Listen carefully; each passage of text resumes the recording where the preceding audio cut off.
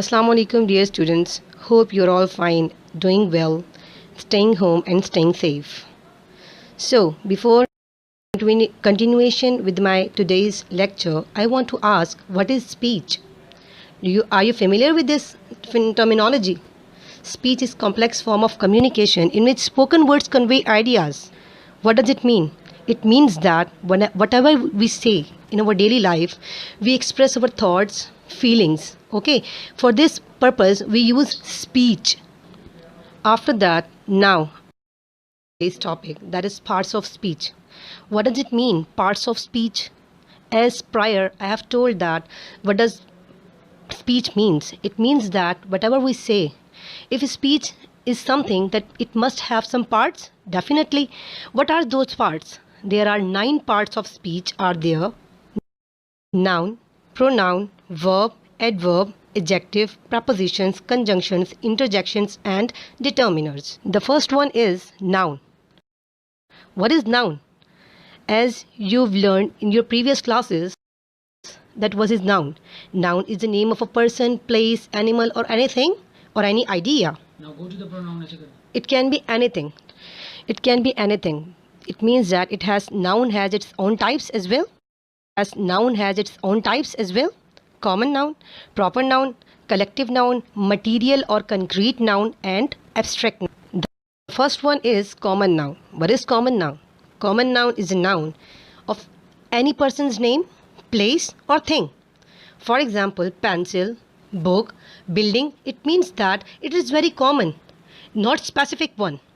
But if second one is proper noun. What is proper noun? It is a type of noun in which it deals with specific person, place, thing, or idea. It means that if I talk about a boy, that his name is Ali, it means that Ali is a boy whose name is Ali. Okay, it means it is a proper noun. If I talk about building, and that building is White House, it means that building is specific one. If I talk about shoes, and shoes brand is Nike, it means it's also a proper noun. Furthermore, there's a classification of noun. In this classification, first thing is concrete or material noun. It deals with something that we can touch, we can see with our naked eye. Okay, for example, book, okay, book, water, music, chicken, etc. Now, abstract noun. What are abstract nouns? Abstract nouns are those nouns which cannot be seen with our naked eye. We cannot touch it, but we can only feel it. All that emotions in human body like love, hate, wisdom, kingdom, idea, sadness, etc. all are the types of abstract nouns.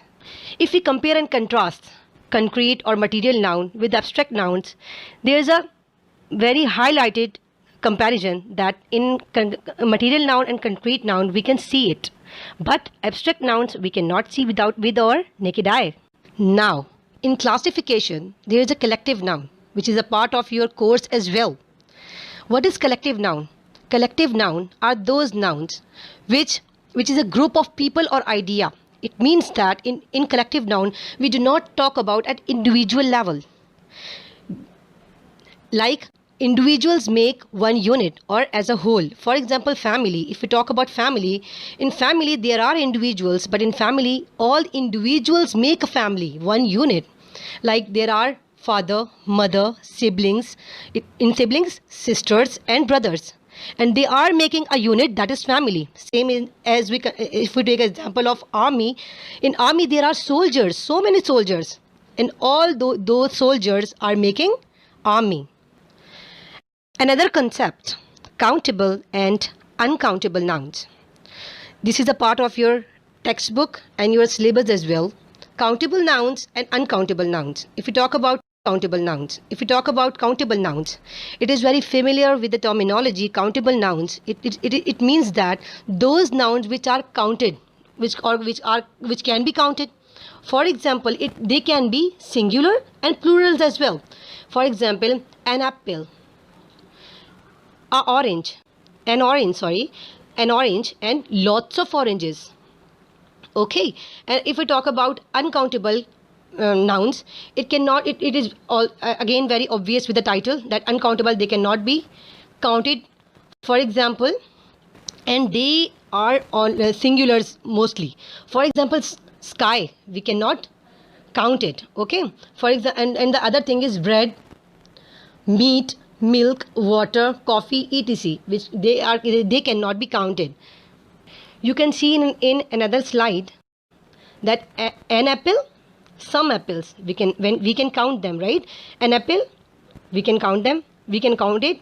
Some apples, we can count them. Uncountable, they are always singular.